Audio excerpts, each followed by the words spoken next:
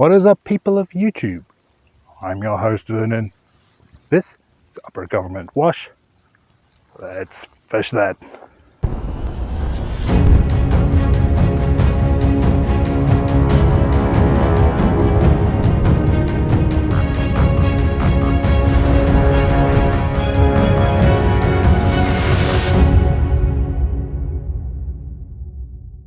Alright, ladies and gents, since the start of this year, I've managed to catch some trout and even got some carp. But those are the only two species that I've caught out there thus far. Now, of course, these are going to be the two species that I'm not going to target out there today.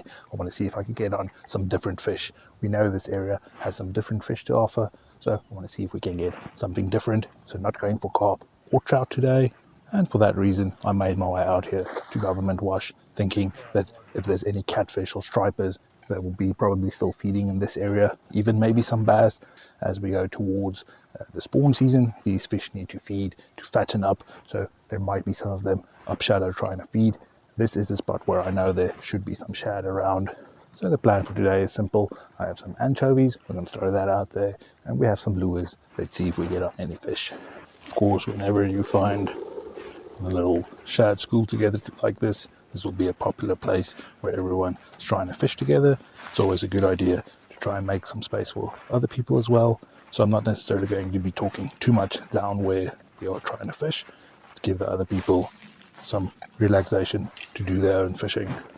Alright guys, I spent some time this morning throwing around some jerkbaits, thinking the slow moving jerkbaits that will get a reaction out of any fish, specifically focusing on shad looking patterns.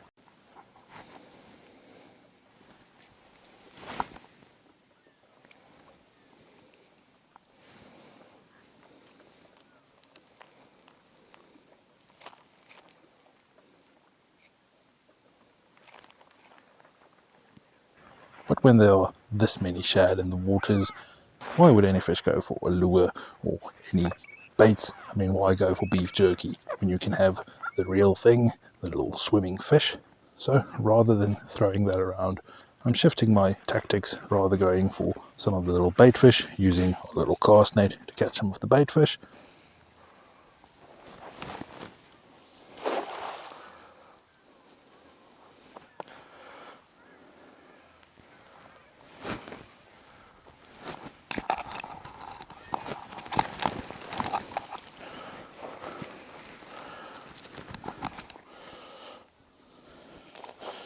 And going to be using Carolina rigs, simple straight Carolina rig, down to a little hook, and just hooking the little live shad out there, casting that out, seeing if maybe we can get some of the stripers or maybe bass if they're up shallow.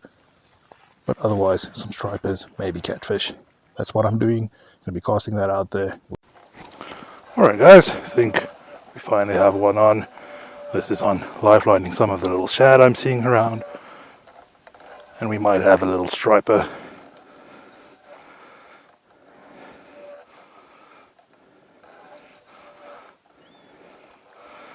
This is the first fish that I'm getting on this rod. This is the rod that I fished out of Lake Mead a while back. Cleaned it up, put on my little reel on there, and our first little striper landed.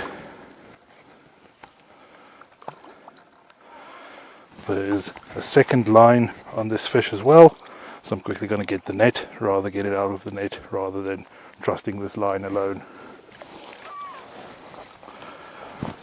And there we go, fish landed.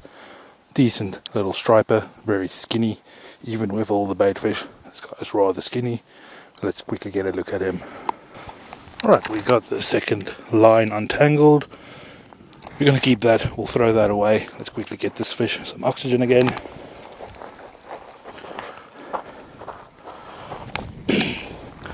And now let's quickly get our hook out. Alright guys, first little fish landed. He unfortunately swallowed the entire hook. He's bleeding quite a lot. But we're not going to release him, so maybe we'll either keep him or give him to one of the other fishermen. So even though we're not keeping that fish, we're giving it to someone else.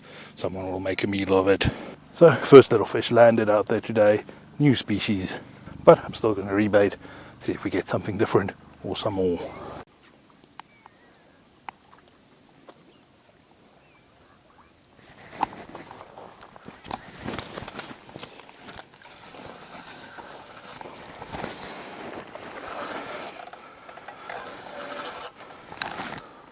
There we go, guys. Another one. No, this is one of the little coots or something. One of the birds that go for the little fish. Let's see if we can get the hook out of him safely.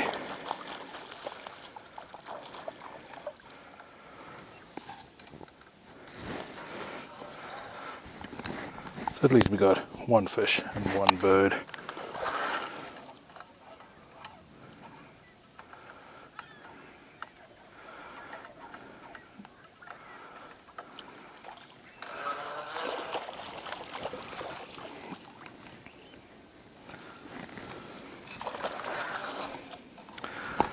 Remember that when handling birds, they are also afraid. So let's try and cover his face with some clothing or something, just so he's not too stressed, and we try and get the line from around his foot.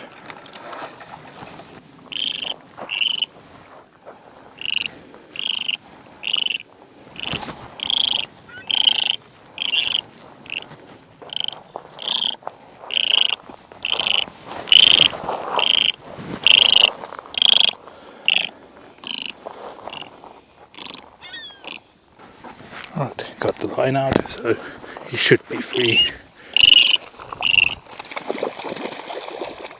And off he goes.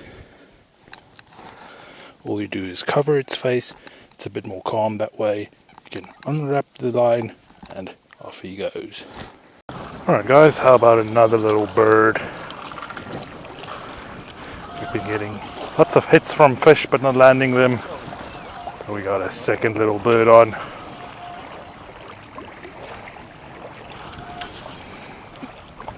It's a problem with using live bait, something that these birds also tend to eat. And at the moment, seeing more birds than actual fish.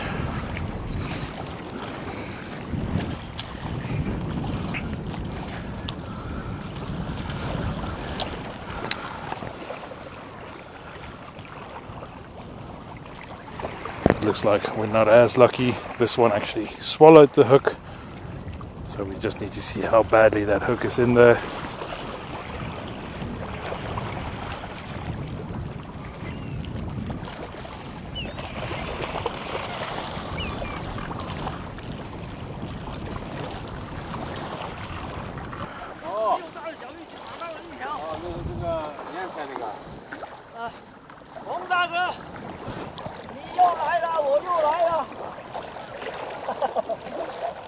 Alright guys, we got the hook out and off the bird goes. Sadly that hook got him a bit in the lip, so he has a torn lip. Rather than pulling the hook out, I'd rather cut the hook, and we removed it safely, so that bird should be fine. So I wanted different species, and today so far we've managed to catch 2 different species of bird and only 1 fish. Alright ladies and gents, since coming here this morning, I was the first person in this spot, something like half an hour, and I got some extra visitors, some more fishermen fishing out here with me. So for the first time today, I'm actually alone in this spot. And I think a big part of it is the wind picking up. As soon as the wind started picking up, all the fish that was right here in front of us, all the bait fish, they kind of moved out into deeper water, making them a bit harder to get with the net. But alongside that, the fishing has slowed down quite a lot. Now, of course, I didn't want to disturb the other people while they were fishing, and sadly, them speaking Mandarin, I don't know Mandarin at all, so it's very hard to communicate with them, but it was fun spending some time with these guys out there, just doing some fishing.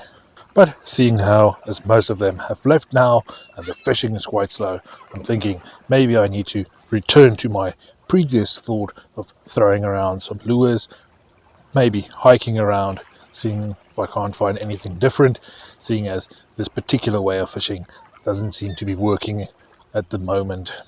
Alright, so I still got a rod out there with some shad, life-lining some shad. We'll see if maybe we get some hits or some more birds for that. But on my second rod, I'm swapping over to little shad imitations.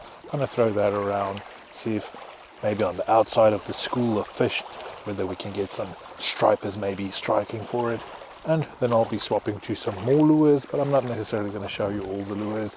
I am also going to walk around and cast some more lures to see if there's any active fish.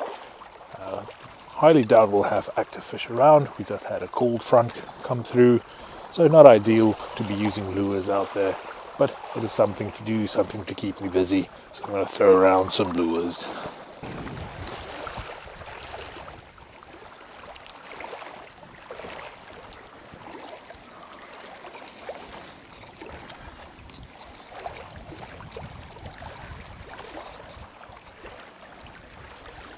Now once again, with the water being cold and the cold front coming through, any fish will be quite lethargic, so I'm not going to move this lure that fast. Slow movements in the water. We just had something grab this little rod while I was throwing around some lures. Might be another bird, don't know yet.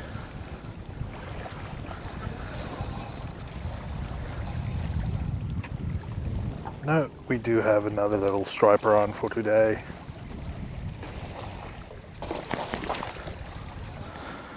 Now we have 2 birds, 2 fish.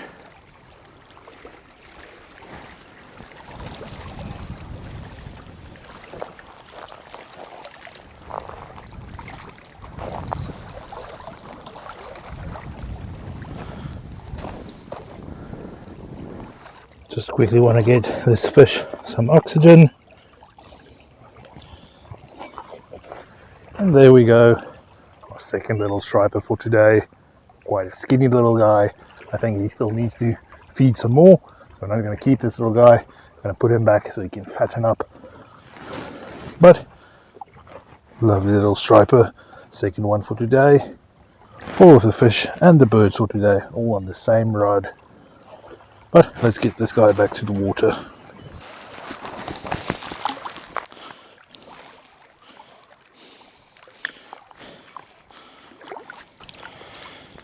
And off he goes.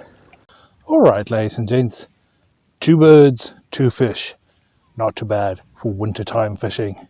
Now, had I stick to my original plan of throwing around lures and some anchovies, might have been a completely different day.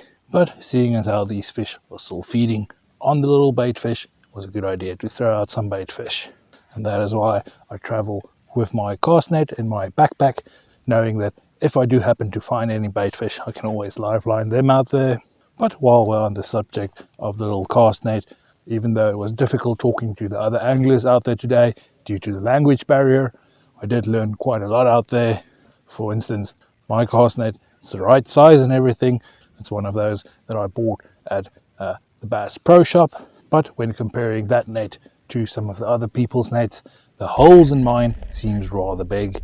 Every time I catch some bait fish, they tend to get stuck in that net and I have to remove them from the holes. Whereas some of the other cast nets, it seems the holes are a bit smaller. So definitely something to think about when buying your own cast net. But do check the regulations first. Make sure you are buying the right net and the right sizes. The other important thing I learned out there today, I mentioned it earlier, all of the heads I got, including the 2 birds, they all happened on the 1 rod. Now of course I had the exact same little bait fish on both of the rods, but only the one kept getting hits, the other one no action out there. And I think it all comes down to the line I was using. The one that got all the hits, I was using 4-pound test, whereas the other one that has 12-pound test. And I think the visibility of the line made all the difference. Now yes, if you get an 18-pound fish, it's going to be difficult on that small line, but it is always worth it in these clear waters to maybe go for the smaller size line. Alright, but what a successful day. I wanted to catch something different and I was successful. We caught some stripers out there. That's the 3rd species for the year. So I want to thank you guys for following on this trip. If you've not yet subscribed to the channel, consider doing so, hitting the big red subscribe button, joining my community. Also to give me a little thumbs up for catching some fish. Feel free to ask any questions down below in the comments. So thank you for watching, and like always, I'll see you next time.